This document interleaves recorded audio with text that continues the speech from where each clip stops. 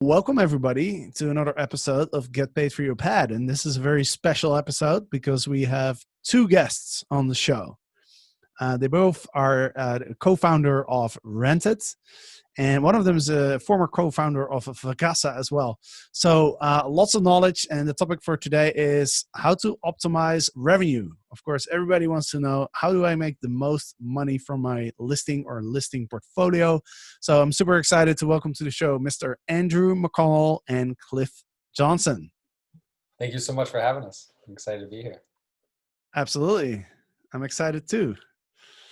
We have a long list of things to go through because obviously maximizing revenue is a very complicated topic, right? I mean, airlines, hotel companies, they have entire teams to figure out what their pricing should be, what their booking settings should be in order to maximize their revenue. So we're going to dive pretty deep because you guys are probably one of the biggest experts on this topic, right? Because Rented is a revenue management tool and for full service revenue management company. So you guys basically manage revenue for hosts, right? For property managers, people with portfolios mostly, right? Exactly. Mostly people managing more than one property. This is their full-time job. And as you know, when it's a full-time job, it takes a lot of work across a lot of different areas. So trying to figure out what to keep yourself versus outsource to others that may be able to do it better and or more efficiently is a big part of the work. Absolutely. All right. So I'm going to quickly list out the different topics that we're going to talk about, and then we're going to dive right in. So first of all, we're going to talk about, what's the difference between a pricing strategy and a revenue management strategy. We're going to talk about additional fees. That's a question that we get a lot.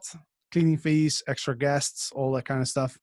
We're going to talk about the $1 million question. What's better, a dynamic algorithm that determines prices, or you as a person who knows your market better, you might think? What's better? And then number 4 is we're going to talk about managing versus owning and leasing, and which type of model is best in those different types of business models. So lots to talk about, but let's kick it off. Cliff, could you tell me what's the difference between a pricing strategy and a revenue management strategy? Yeah, definitely. And thanks for having us. So really, this comes down to pricing is very specific to the rate that a particular property can command on any given time, given the demand available in the market. And that's, I'm setting my price at $100 for that night, $80, 120, whatever that might be. The revenue management really takes into consideration all of the ancillary factors that influence what that price can be. So it's how are you marketing the property? What are your review scores? What's the cancellation policy?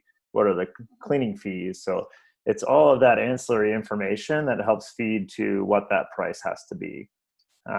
And so when we talk about revenue management, we feel that you can't separate pricing from revenue management. You need to understand what's being done to position that property in order to price it effectively. Got it. So for example, and let me know if this is correct what I'm saying. So if I have a listing, let's say I have 2 listings in the same market, they're very similar properties. I turn on a pricing algorithm. That algorithm is going to look at data it's going to look at the competitor pricing, all of that, and then it's going to recommend a price to me. But let's say this one property has 1 review versus the other property has 50 reviews. So what you're then saying is, well, the property with 1 review really should have a much lower price than the property with 50 reviews, but the pricing algorithm isn't going to make that distinction. Exactly. As long as that property with 50 reviews has 50 good reviews, it could be actually a negative thing if it was a low review score of 50 reviews. But generally speaking, yes. Okay, got it.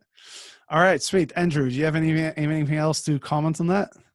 Yeah, I mean, I think it was interesting how you positioned it before about how hotels and airlines have these full teams to manage revenue.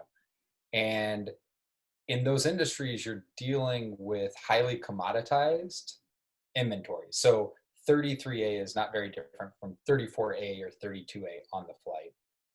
Room number 124 is not different from 126 or 122 at the hotel. With vacation rentals, especially if you're talking single family homes, but even to some extent condos and apartments, the inventory is unique. And to the example you gave, you could have two identical properties in terms of the physical structure, the furniture in them. But when you think about revenue management, it's not just the physical structure, it's what is the guest seeing? How are they seeing it? How are they booking it? So when they go on a search engine, and depending on the algorithm used to serve up search results, one of those properties may show up very differently than the other because one has 50 reviews versus the other. So how we talk about it a lot is in a lot of industries, you're pricing commodity. One banana is not that different than another banana. They can all have the same price. With vacation rentals, we're pricing snowflakes. And just like a snowflake, the snowflake itself changes shape over time as reviews come in, as search algorithms change, as seasons change and what is appealing to guests. So that's where price is a number, revenue management is a discipline around maximizing the amount you're earning, given all that different criteria Cliff was just talking about.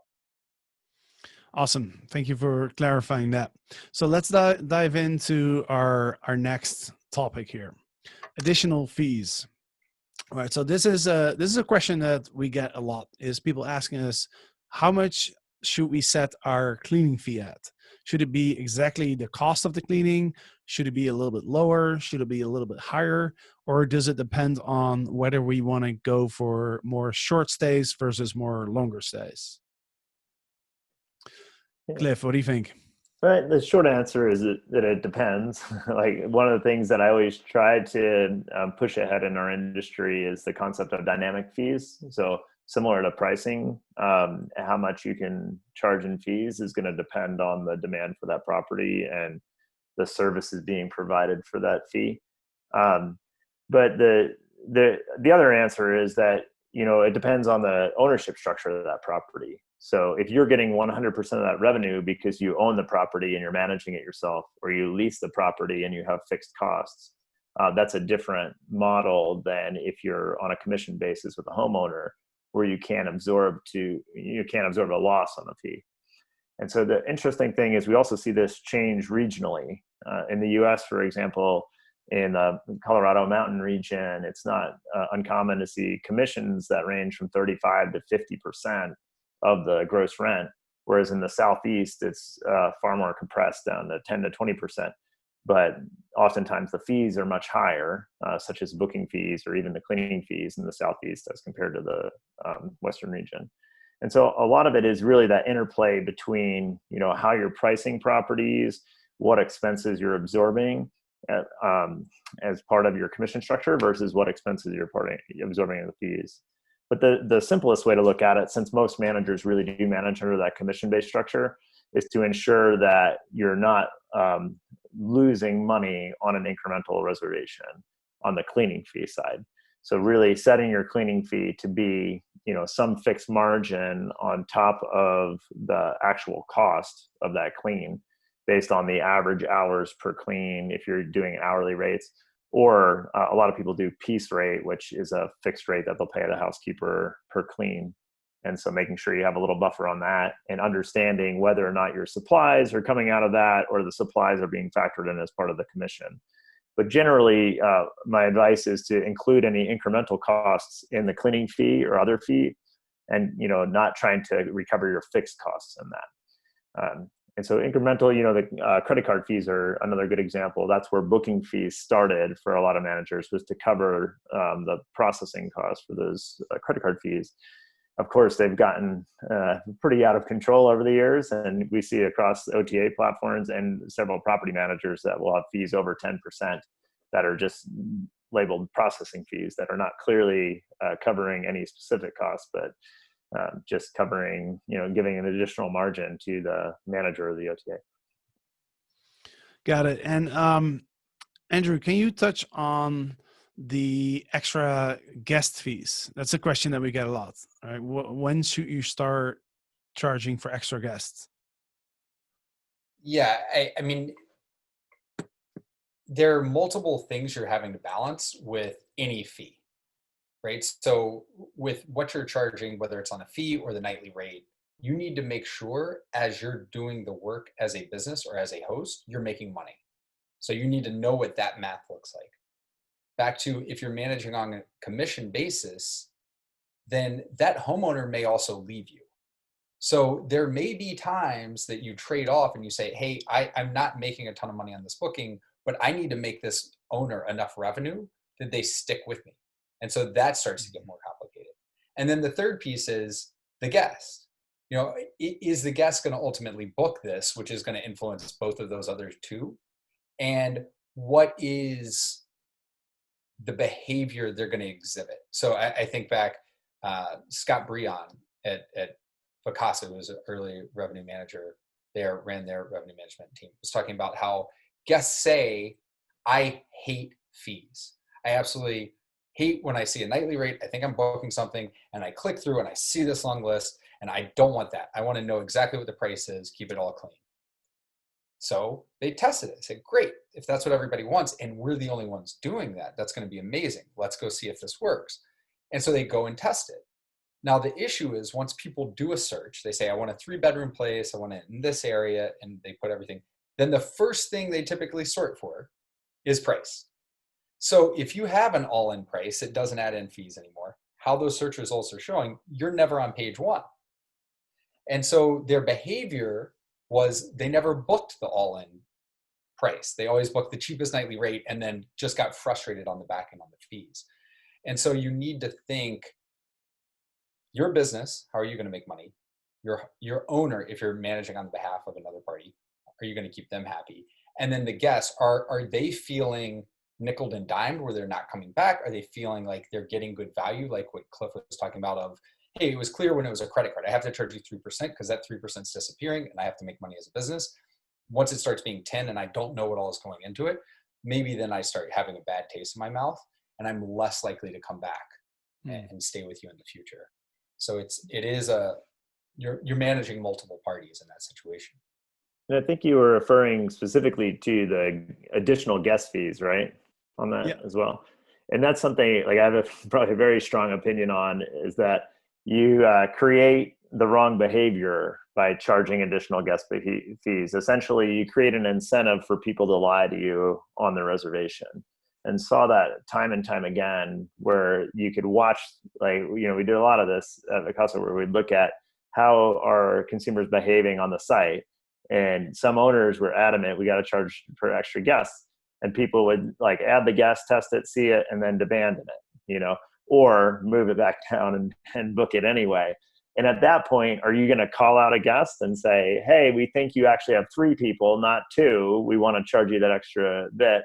It creates an awkward situation for your team. Even if you are going to enforce it operationally, you're probably not going to have a happy guest if they're getting charged extra for the baby they're bringing along or something like that, you know. And there's usually not a lot of incremental expense to having additional guests. You could talk about, you know, whether you have to use AC in an additional bedroom or something, but even if you just have 2 people in the house, they're probably not going to be that conscious about not using, you know, the heating or air conditioning as an example, which is going to be the biggest driver of expenses. There's a separate piece too of not only do you might not want to discourage people bringing more guests, but there are ways that people bringing more guests is actually better for you and your business. It could generate additional revenue for you. So if you have partnerships locally, the more activities people do, you get a rev share. So thinking of Explory or something like that, you actually want more people there. You want more people that can go stimulate the local economy, drive business to these other places. If you have something like StayFi, where you're capturing the email of everybody logging into the internet, then all of a sudden you just grew your marketing list. So why would you want to turn off those other 4 people who could come back and stay with you? So if you think about it, instead of I'm trying to discourage people coming and staying in my properties and getting this great experience, to, hey, I'm not going to rent this night to anyone else anyway. Bring as many people as you want, as long as you're not throwing parties and doing something that's going to trash the property. You're taking care of the property. Then I want you to fully utilize and have a great time at this house. So I would be very against, especially if they're not really true, clear incremental costs, charging for additional guests. I don't know the motivation there.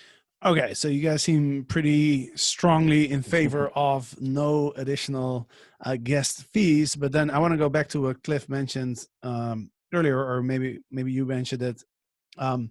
So let's say I have a 4-bedroom, right? I can host 8 people, but I know that the market for 8-person stays is a lot smaller than the market for 6-person stays or 4-person stays.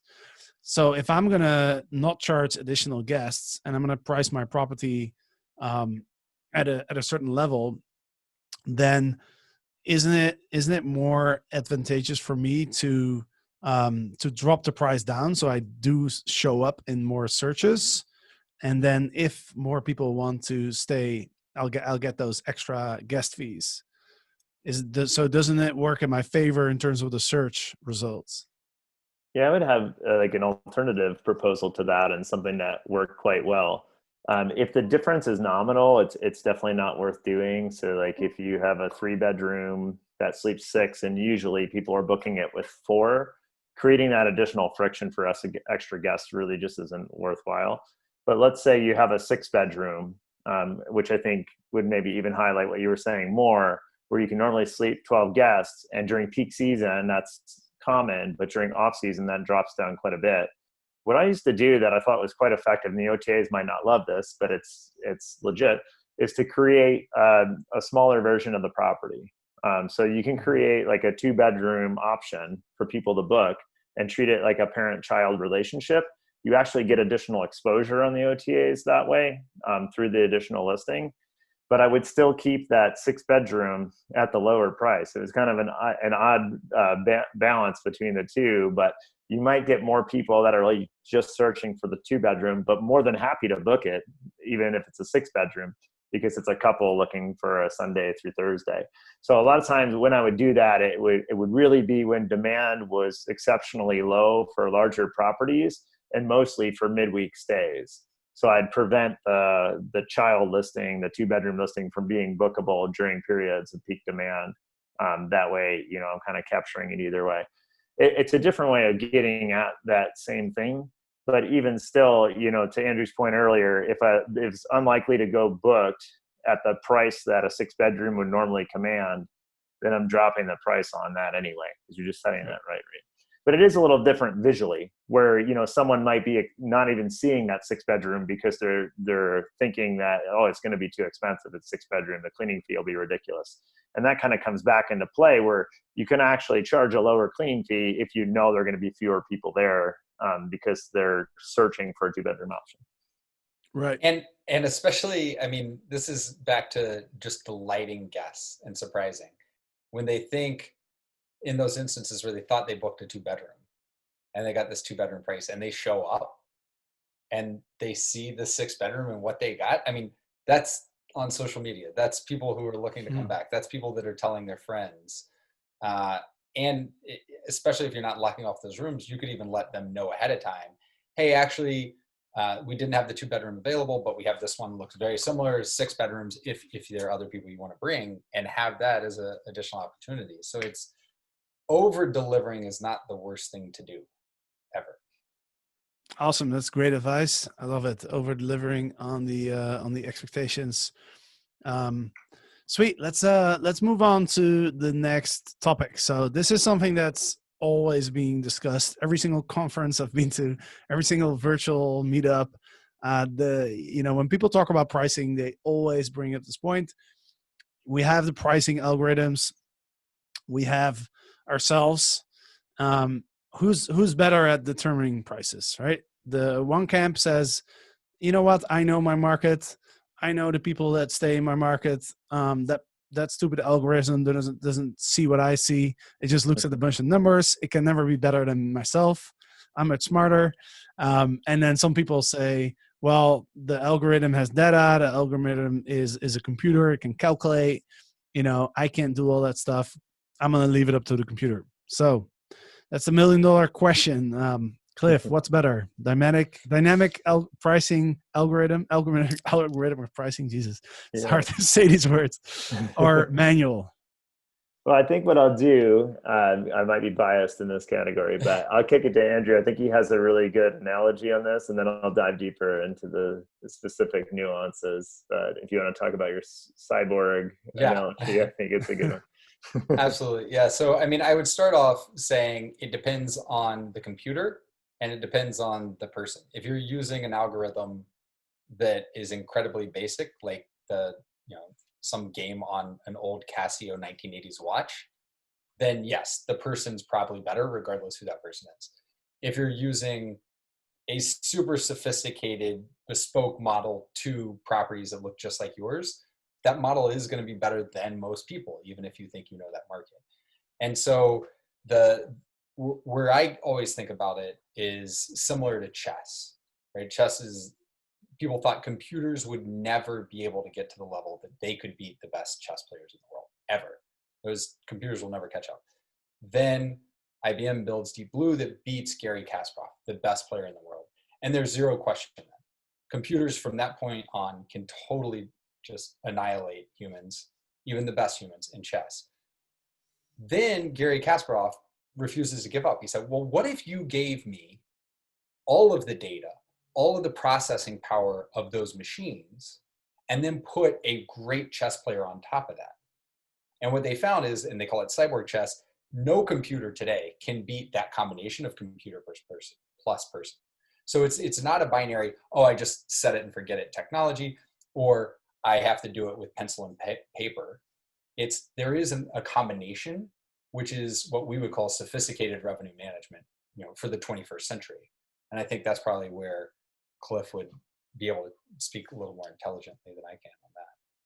Yeah, and I think you outlined it quite eloquently. And I think for me, it's been a learn by example. I mean, when we started Vacasa, that was 2010, so 10 years ago. Well, yeah, end of 2009. There really wasn't a lot of dynamic pricing out there, but for us, it was just felt really natural. I was a tax attorney. Eric was an analyst, so for us, looking at these properties, we saw, okay, demand is low for here. We need to adjust based on that. And we were able to squeeze a significant amount of revenue more through manual intervention.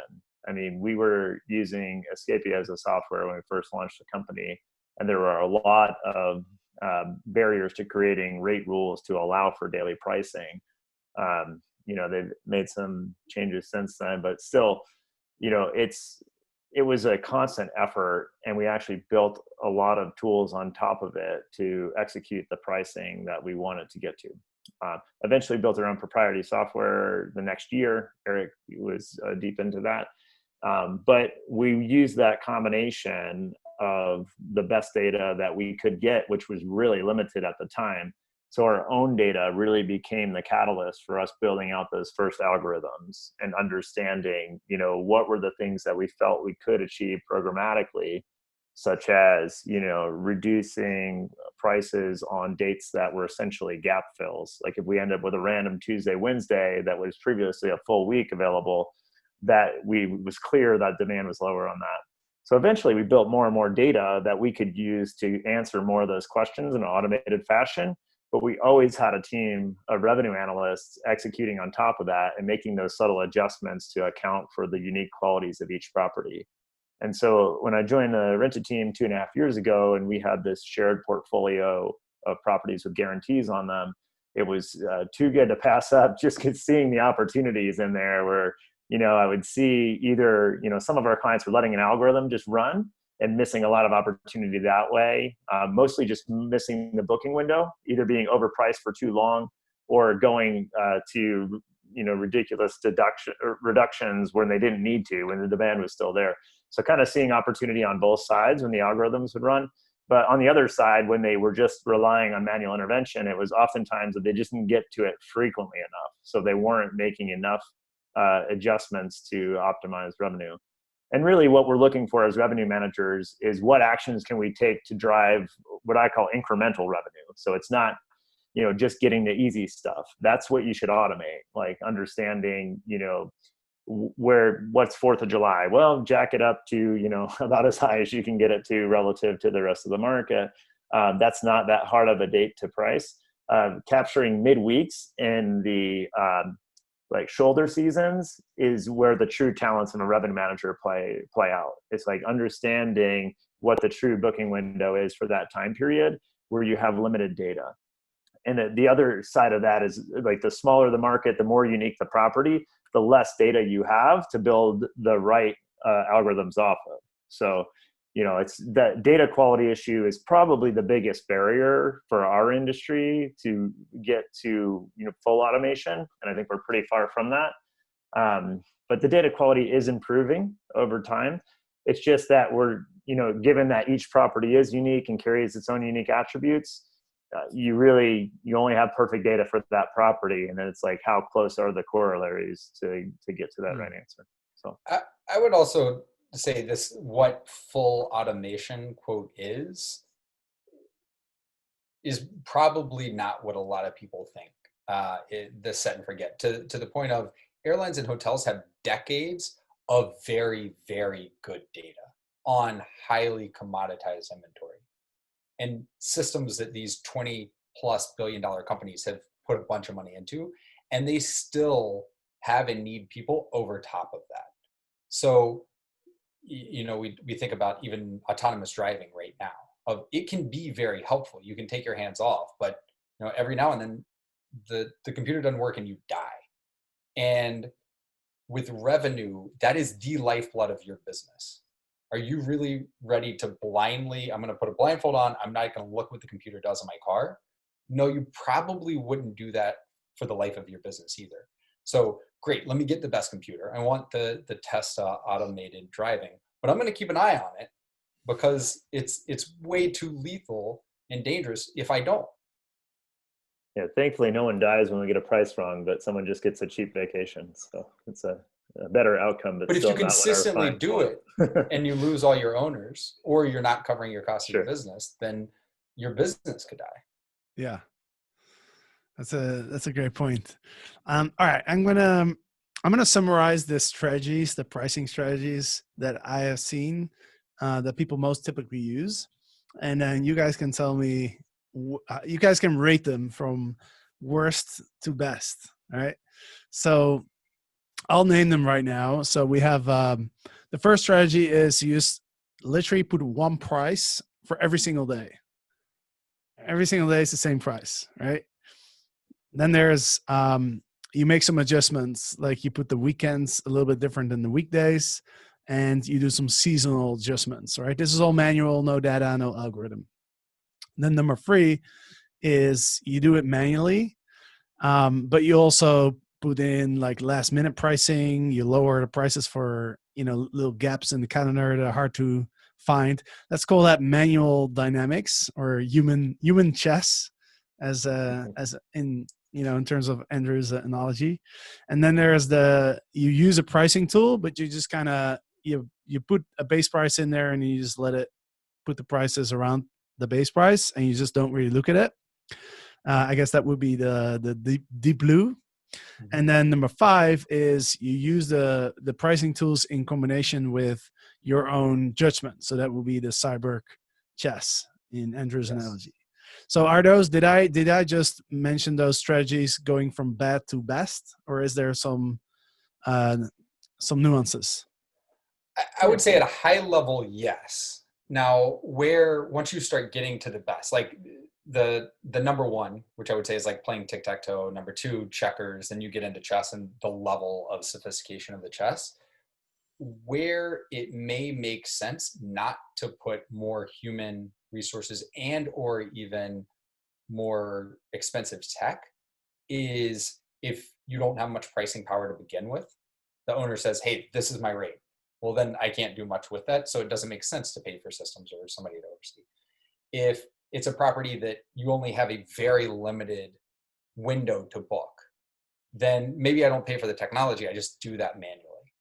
Or it's a property that only brings in so much revenue, then maybe it doesn't make sense for me to put a person on it because there's just not enough revenue to generate to justify that person manually doing it. So in an instance where you have enough latitude, enough freedom on being flexible on pricing, and you're generating enough revenue from it, and you have a long enough kind of calendar, then yes, I would say that's worst to best. But there are instances where the best answer in terms of most economically efficient answer could be something in between, would be my caveat to that. And I might just add that I think that there's a battle between 3 and 4 right now. 3 being like sophisticated human pricing versus automation, because a lot of it depends on the quality of the human skill set or the quality of the algorithm you're using relative to the market that you're in or the property that you're pricing. Because there's an element of human intervention even in all these pricing tools to set the right base rate. So if you set the wrong base rate initially, even if it's a really strong algorithm, you're going to get the wrong rates in there. But we run into this because we talk to people that are considering, different options for revenue management, whether that's hiring someone internal or using a tool or some combination therein. And there's a lot of, I would say, trust issues, people that might have tried a tool early on that were burned by it. And whether they were burned by it because they didn't intervene enough or monitor it, or because the tool wasn't far enough along yet, whatever that might be. Like with anything in your business, whether it's pricing or if you hire an external accountant or something like that, you have to exercise some level of quality assurance monitoring to ensure that the results are what you anticipate they would be. If somebody's consistently filing your taxes 2 months late or something, you're not going to say, well, I hired them to do it. I automated it. It's working, as it should. You'll notice that. And so you can't just turn your mind off once you've, whether you've hired a revenue manager or a tool or whatever it is. And this may be a kind of arcane analogy, but if you're thinking of your property management system and you're deciding which one to sign up for, do you want to sign up for the one with the most features or the one that has the right features for your business, for how you run your business? It actually fits what you need, because you may only need these 5 things. So it doesn't matter that it has these million other things. I need the one that has these 5 things. It's best for my business. And I think it comes similarly when you're thinking about the pricing technology or algorithm of, I don't care how many properties you price all over the world or all over whatever country. I want to know the properties I have, you're pricing well. Are you really good at pricing these properties? Because the only ones I care about are mine. And so if you don't have any data and you have no sophistication and no custom comp sets for my market, why would I think that you're going to price better than me?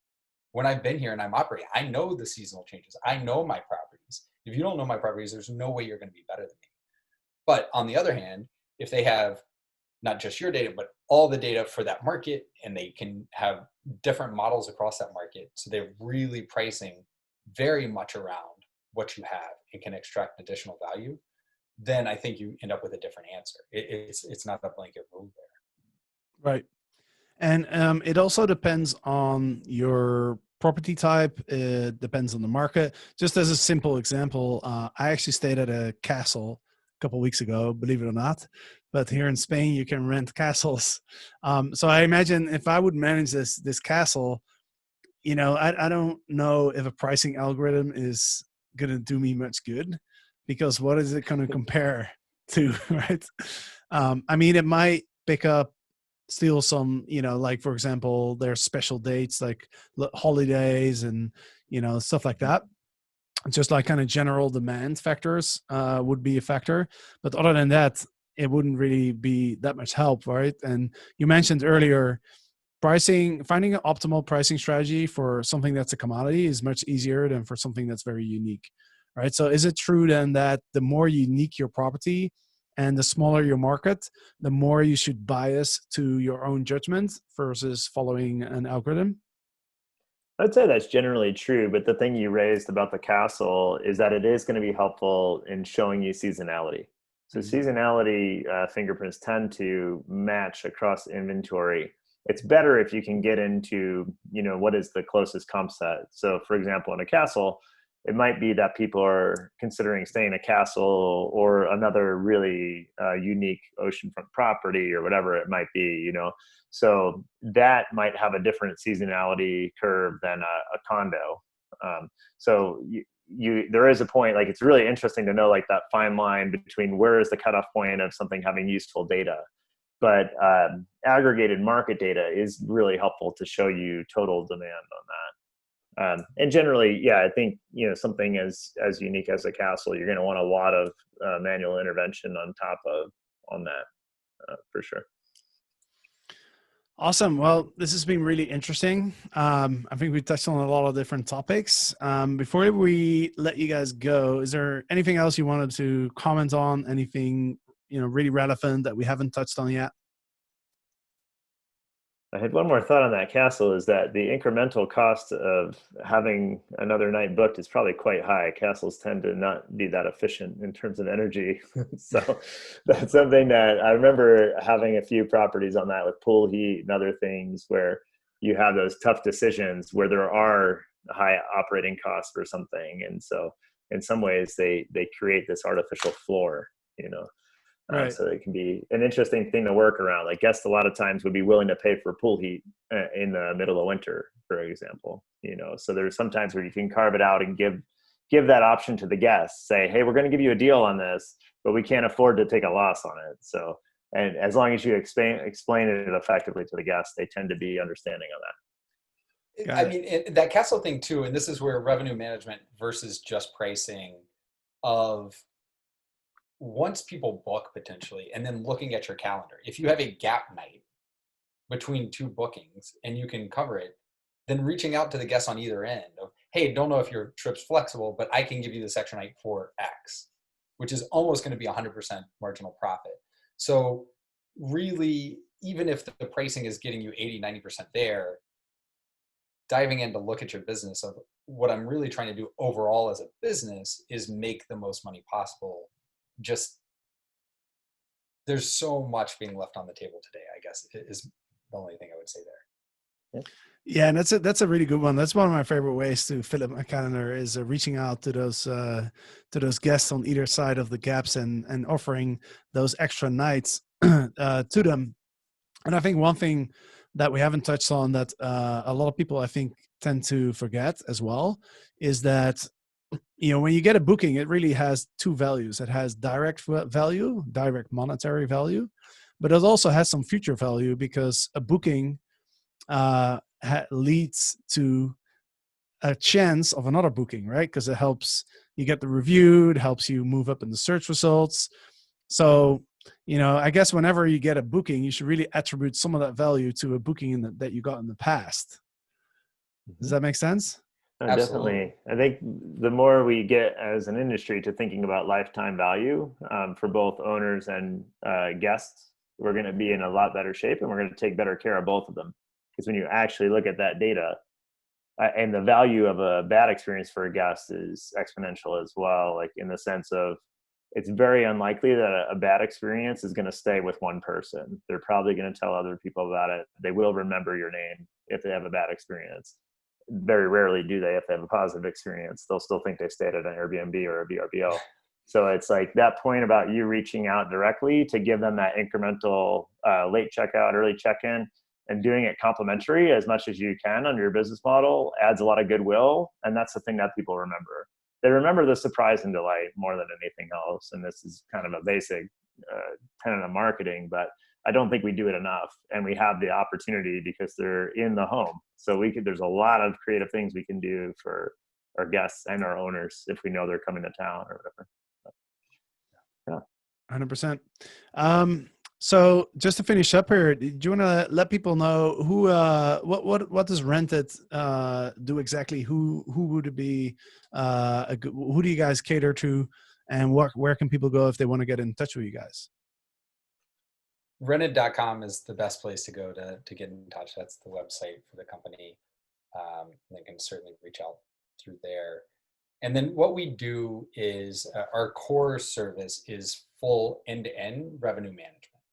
So not only is it the data and the technology, but our team is actually executing against that.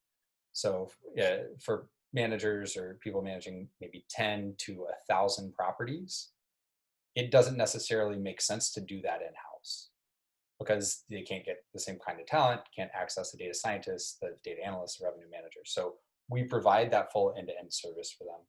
we also, and you'll be the first for sharing this with kind of in podcast form, we're launching the technology our team uses as its own standalone product. For those who want to keep the revenue management discipline in-house, this is the first technology built for revenue management, not just automated pricing, but it has the data models and everything behind it, but it's built for people who want to do proper revenue management. That's awesome. And do you guys cater to larger managers or to individual hosts as well? It really is that 10 properties kind of, that typically it doesn't necessarily make sense until you have about 10 properties, and then up to, once you have more than 1,000 or more than 2,000, a lot of times they build stuff internally. So we're really kind of in between 10 properties under management or 1,000. Awesome. Well, thank you guys so much for coming on. It's been a pleasure. It's been a pleasure having you guys as in our technology council and the short-term rental legends mastermind as well. And I'm excited to see that new project that you guys are coming out with. And I want to thank you for your time, and the listeners, of course, thank you for listening. Hope you enjoyed this episode. And next week there's going to be another one. So see you then. Fantastic. Thank you. Thank you.